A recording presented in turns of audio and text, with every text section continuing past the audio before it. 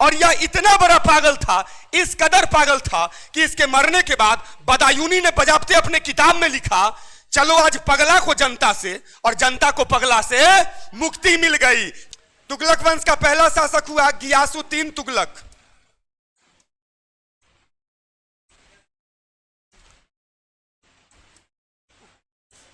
इसने 1320 से 1325 तक शासन किया, 5 वर्ष। याद रखिए, यह एक ऐसा शासक था जिसने शांति की नीति अपनाई और यह अपने आप को साधु समझता था। मुस्लिम में अपने आप को साधु समझने के कारण इसने गाजी की उपाधि धारण की थी। याद रखिएगा, गाजी की उपाधि। जैसे हिंदुओं में जो संत होते हैं, जो तपस्वी होते हैं, जो तपस्या करते हैं और वो उनके बारे में सब कहते हैं कि साधु महात्मा है, ये तपस्वी हैं, ये ऋषि मुनि हैं, तो ठीक उसी प्रकार हमारे मुस्लिम भाइयों में भी जो लोग तपस्वी होते हैं, जो लोग शांत प्रवृत्ति के होते हैं, वो लोग बहुत ही शांतिपूर्ण जीवन जीते हैं और धर्म के अनुसार जीते हैं। और इसी कारण गियासुद्दीन तुगलक ने अपने आप को धार्मिक सिद्ध करने के लिए गाजी की उपाधि धारण की। याद रखिए, इसकी ये शांति नीति से मंगोल आक्रमणकारी को बहुत लाभ मिला। क्योंकि खचरा को जब पता चल जाएगा कि आदमी ना बहुत शरीफ है, चोरियों करने जाएंगे तो प्यार दुलार से ही काम चलाएगा, तो चोर तो पहुंचबे करेगा रात में दरवाजा तोड़कर, है ना, क्या है कि युद्ध करेगा नहीं और इस कारण चोर पहुंच जाएगा। तो इसी कारण इसके शासनकाल में 29 बार मंगोलों ने आक्रमण किया, 29 बार आक्रमण किया। उस समय मंगोल आक्रमणकारी खूब आक्रमण किया करते थे भारत में। 29 बार मंगोलों ने आक्रमण किया।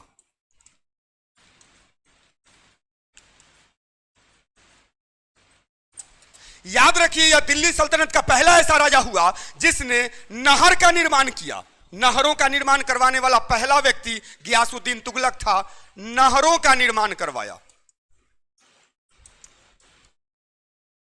याद रखिए, एक जब पोता था गियासुद्दीन तुगलक, मोहम्मद बिन तुगलक और फिरोज शाह तुगलक, एक पोता था फिरोज शाह तुगलक। तब दादा पोता दोनों नगर बनाने का शौकीन था। दादा बनाया था नगर का, सबसे पहले निर्माण करवाया ताकि सिंचाई की व्यवस्था हो सके, है ना। सिंचाई की व्यवस्था जनता को मिलेगी तभी खेती बढ़िया होगा और तभी अन्न उपजेगा, तभी देश चलेगा। और एक जब पोता था फिरोज शाह तुगलक, वो भारत नहीं विश्व प्रसिद्ध यमुना नहर का निर्माण करवाया था। बाद में जब अभी उसकी कहानी सुनाएंगे तो वो यमुना नहर का निर्माण करवाया था। नाम था फिरोज शाह तुगलक। लेकिन वहां पे अभी नहीं जाना है, यहां पे ही रहिए। गियासुद्दीन तुगलक जिसने गाजी की उपाधि धारण की, शांतिपूर्ण तरीका से शासन चलाने का काम किया और इसी के काल में मंगोलों ने 29 बार भारत पर आक्रमण किया और नहरों के सबसे पहले दिल्ली सल्तनत का यह पहला शासक हुआ जिसने जनता के सिंचाई की सुविधा के लिए नहरों का निर्माण करवाया। जान लीजिए, इसके बाद हुआ मोहम्मद बिन तुगलक।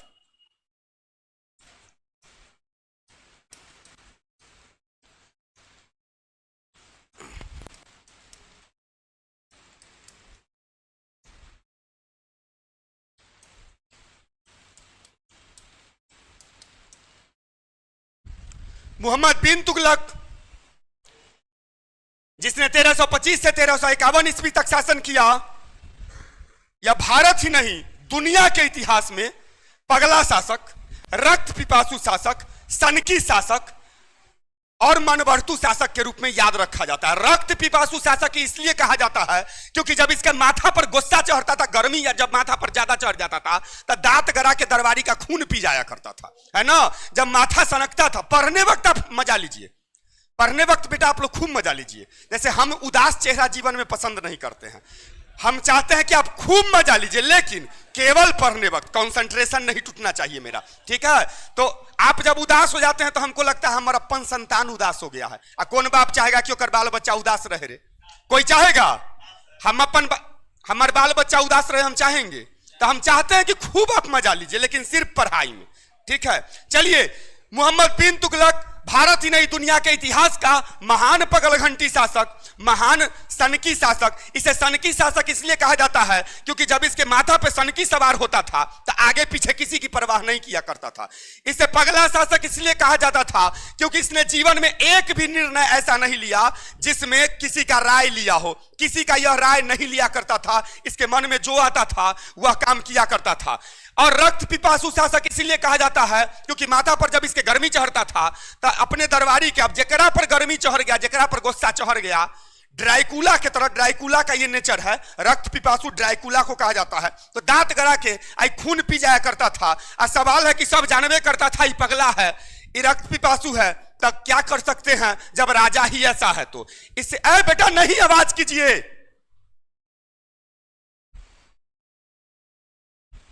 मेरे नेचर को परखिए।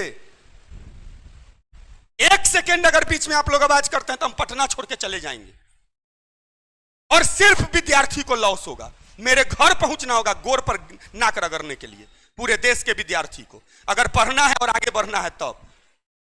इसलिए मेरे आदेश का पालन कीजिए, एक रत्ती नहीं भन बनाइए, बीच में कंसंट्रेशन टूट जाता है मेरा। अब कहां लिंक टूटा ना मेरा। जान लीजिए, मोहम्मद बिन तुगलक भारत के इतिहास का महान पागल शासक था, और यह रक्त पिपासु भी था, खून पी जाया करता था। मोहम्मद बिन तुगलक ने 1325 से 1351 ईस्वी तक शासन किया। यह कई कारणों से भारत के इतिहास में सदा के लिए अमर हो गया। मोहम्मद बिन तुगलक वही शासक था जिसके काल में उस समय दुनिया के इतिहास का महान इतिहासकार बदायूनी हुआ करता था। और यह इतना बड़ा पागल था, इस कदर पागल था कि इसके मरने के बाद बदायूनी ने बजाबते अपने किताब में लिखा, चलो आज पगला को जनता से और जनता को पगला से मुक्ति मिल गई। चलो आज पगला को जनता से और जनता को पगला से मुक्ति मिल गई। यह बदायूनी ने लिखा। भारत के इतिहास का मोहम्मद बिन तुगलक एक ऐसा शासक था कि इसके पागलपन का जितना स्टोरी था, यह केवल भारत में ही नहीं गूंजता था बल्कि दुनिया स्तर पर गूंजता था। और इससे जब यह बात पहुंचा एक महान लेखक, एक महान विद्वान इब्न बतूता के कान में, वो अफ्रीका का निवासी था, अफ्रीका का महान विद्वान था, जब उसके कान में ये बात आया कि एगो ऐसनो पागल है भारत में जेकरा देखना चाहिए जाके कि साला कैसन पागल है, तो आदमी का कमी थोड़े है, वो एकरा देखने पहुंच गया भारत में। और जब एक चाल ढाला रंग ढंग देखा तो इससे काफी इंप्रेस हो गया। इसके दरबार में वर्षों रहा। जब इसके दरबार में वो वर्षों रहा तो इसका डेली का पागलपनी दिखाइत उसका हाथ अपने आप कलम चलने लगा, और उसने किताब की रचना कर दी जिसका नाम है रेहला। रेहला वह किताब है जिसमें मोहम्मद बिन तुगलक के पागलपन की ही कहानी है, ज्यादा कहानी पागलपन का ही है। याद रखिए, इसने देवगिरी को अपनी राजधानी अपने आप बना दिया। इसका मन हुआ कि ना दिल्ली में अब हम नहीं रहेंगे, हमारा राजधानी दिल्ली नहीं रहेगा। एक मन में आया किन्ने रहेगा, तो मन में आ गया देवगिरी बनाएंगे, तो देवगिरी बनाया, उसका नामों बदल दिया, उसका नाम रख दिया दौलताबाद। उसका नाम क्या रख दिया? दौलताबाद रख दिया। और जब देवगिरी से, अब इसके कौन पूछने जाएगा कि भैया काहे तुम चेंज कर रहा है राजधानी, है ना बेटा। तो जब इसकी सेना निकली दिल्ली से बाहर दौलताबाद के लिए, तो इसने सेना को आदेश दिया ठहर जाओ। सेना रुक गई। अब पगल घंटी अब क्या करेगा रे भाई, है ना। इसने कहा जिस दिल्ली को मैं छोड़ के जा रहा हूं उस दिल्ली में आग लगा दो। इसका आदेश सुनकर इसके सेनापति और इसके जितने भी सैनिक थे वह आश्चर्यचकित रह गए, अचंभा में पड़ गए कि अरे बाप रे बाप। लेकिन अब कौन जाई मधुमक्खी के खोता में ढेपा मारने। कहने का मतलब है मर्डर कर देता, जकरा का दाना खूने पी जाता, मर्डरों नहीं करता, खूने पी जाता दांत गड़ा के। चुपचाप जाके सेनापति और सेनाओं ने जाके दिल्ली में जाके और आग लगा दिया पूरे दिल्ली को, और पूरी दिल्ली इसके एक आदेश से जल गई। याद रखिए, सैकड़ों हजारों लोग बेवजह का दिल्ली में जल के मर गए। ये ऐसा पागल घंटी शासक था जिसका नाम था मोहम्मद बिन तुगलक। ये बिल्कुल पागल था। और इसने, अब देखो इसका पागलपनी कहां कहां तक था, पैसा के भी नहीं छोड़ा। पहले चलता था चांदी का टंका और तांबा का जीतल, तो चांदी के टंका से अब इसको बिना बात के एलर्जी हो गया। बोला अभी न चलता हूं, अब एक जगह चलाएंगे हम सांकेतिक सिक्का। इसने क्या किया, चांदी के टंका के ही इतना वैल्यू रहेगा काहे कि हम इसको चला रहे हैं। इसने शीशे का सिक्का चला दिया, सांकेतिक सिक्का, जिसका वैल्यू होता था चांदी के इतना। अब सोचो, चांदी का सिक्का इतना वैल्यू का, या शीशे का सिक्का चला दिया। यह था मोहम्मद बिन तुगलक। यह भारत के इतिहास नहीं विश्व के इतिहास में सदा अपने अटपटी नीति के कारण, सदा अपने पागलपन के कारण याद रखा जाएगा। और यही था मोहम्मद बिन तुगलक, तुगलक वंश का दूसरा शासक। इसके बाद 3 नंबर में हुआ फिरोज शाह तुगलक।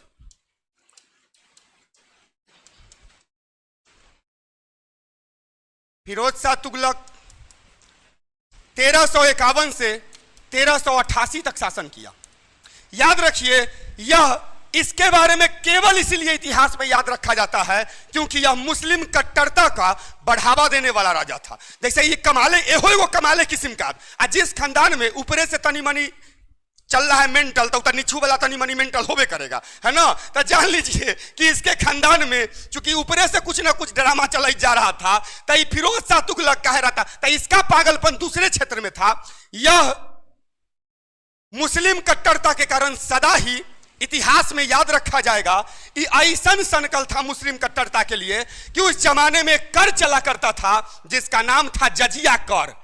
जजिया कर वह कर था जो गैर मुस्लिमों पर इसलिए लगाता था शासक कि तुम मुस्लिम में जन्म कहला न ले ली, अब तोरा टैक्स भरे के होता और नाम था जजिया कर। लोगों को टैक्स भरना पड़ता था, है ना, कि तुम मुस्लिम में जन्म कहे नहीं लिया तो जजिया कर भरना पड़ता था। तो जान लीजिए लेकिन ब्राह्मण को कर नहीं देना पड़ता था। पहले के जितने राजा थे तब ब्राह्मण को नहीं देना पड़ता था क्योंकि जानते थे राजा कि ब्राह्मण सब घरे घरे जाकर पूजा कराता है, तकरा से दुश्मनी मोल लेना ठीक नहीं है। तब ब्राह्मण को इस कर से मुक्त रखा जाता था। लेकिन चूंकि इसको तो नाम कमाना था बदमाशी करके, कट्टरता दिखा के, इसने क्या किया, ब्राह्मणों पर भी जजिया कर लगा दिया कि तोरो लगता, तोरो न छोड़बू हम, है ना। अब ब्राह्मण सब आश्चर्यचकित रह गया, समझाया यार आपको पता नहीं है हम लोग के कास्ट पर कभी जजिया फजिया कर नहीं लगा है। बोला लगता, कह दिलिए तो लगता, है ना। अब तो बेचारा ब्राह्मण सब क्या करता, वो तो समझ गया आई पागल हो गया, अब हम क्या कर सकते हैं। ब्राह्मणों पर इसने जजिया कर लगा दिया। अब ब्राह्मण सब भी इसको नहीं छोड़ा, जिन्ने जाता था पूजा कराने, जैसे सत्यनारायण भगवान के केनु पूजा कराने जा रहा है तो सत्यनारायण भगवान के पूजा कम, फिरोज शाह तुगलक के शिकायत ज्यादा करता था कि पागल हो गया है, हम लोग पर देखिए टैक्स लगा दिया, हमको जजमान पैसे कितना देता है कि हम उसको टैक्स भरेंगे, हम कोई कमाते हैं, बिजनेसमैन आदमी है, बिजनेसमैन से ना टैक्स वसूलना चाहिए था। तो देखिए ब्राह्मण पर अब क्या किया, माहौल खराब होना शुरू हो गया क्योंकि एक एक करके फुसफुसा के उतर अग लगा वाला काम हो गया। जेतूर आ जाता था, 4 गो के भर करता था। अब इससे पब्लिक इसके अगेंस्ट हो गई और इस कारण फिरोज शाह तुगलक का यह जो नीति था यह अच्छा नीति नहीं माना जाता है। याद रखिए फिरोज शाह तुगलक ने 3 प्रमुख शहर का निर्माण किया जो आज भी स्थित है, फिरोजाबाद, जौनपुर, हिसार, फिरोजा। इन तीनों नगर का स्थापना करने वाला, इन तीनों नगर को स्थापित करने वाला व्यक्ति कोई और नहीं बल्कि फिरोज शाह तुगलक ही था। फिरोज शाह तुगलक भारत के इतिहास का एक ऐसा शासक था जिसे केवल मुस्लिम कट्टरता के कारण याद रखा जाता है। इसने फिरोज शाह तुगलक ने 1351 से 1388 ईस्वी तक शासन किया और इसने भारत विख्यात या यूं कहिए विश्व विख्यात यमुना नहर का निर्माण करवाया। दिल्ली में यमुना नहर का निर्माण,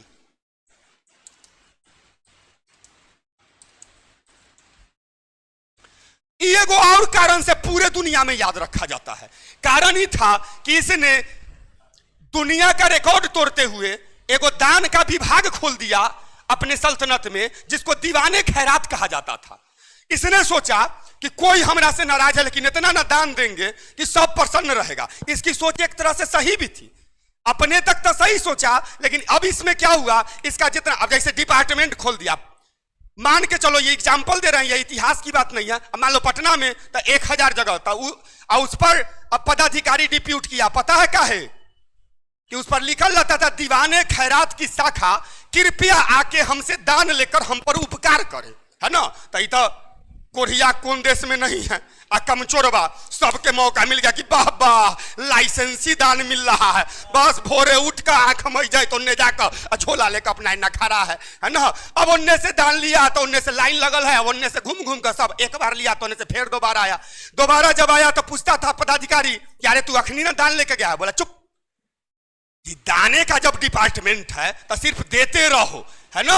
पदाधिकारी भी सोचता था कि पगल घंटी जो खोल दिया है ये दान देने हमर बाप के कथी जाता है, ले उझिल उझिल के दान देता था। इससे क्या हुआ कि सल्तनत का जितना भी धन था वह नाश होने लगा और सल्तनत का आर्थिक नुकसान होने लगा। अब बाद में ये जो दिल्ली सल्तनत पर इसका बहुत गलत असर पड़ा, क्योंकि दान देने का मतलब ये नहीं है कि आप अनावश्यक दान दीजिए। अनावश्यक दान देने से आपका परोपकार वाला काम नहीं कर रहे हैं, बल्कि आप अपने सल्तनत को बर्बाद ही कर रहे हैं।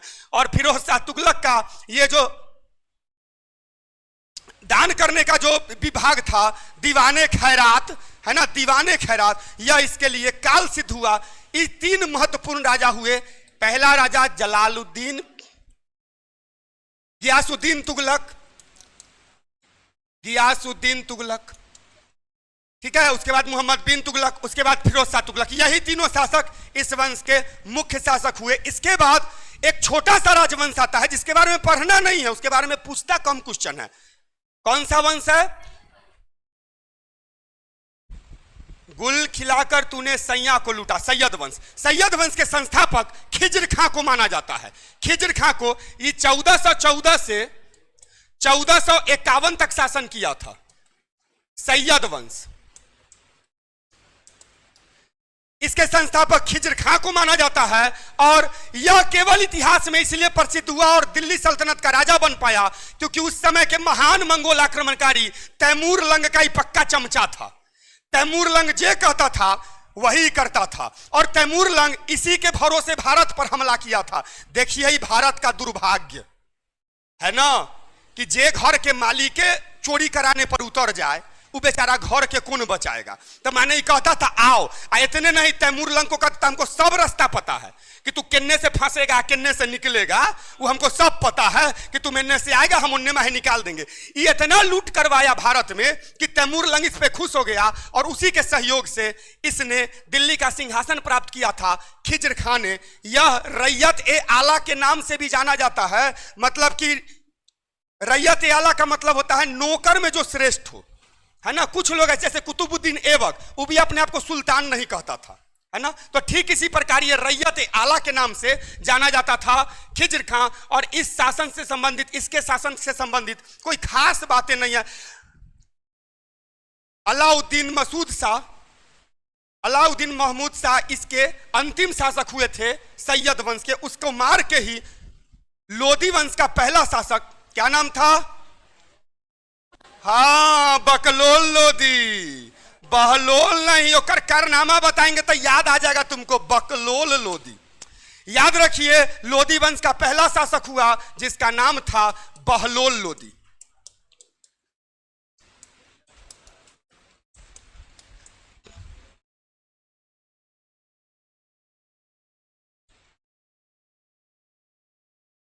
चौदह सौ 14 से 1451 फ्रेश लिख दे।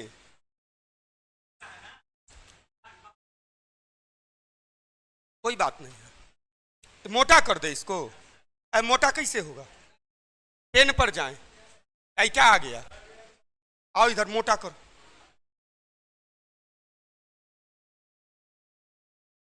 सीख जाएंगे ना।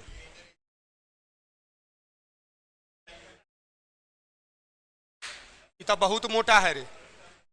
चलिए,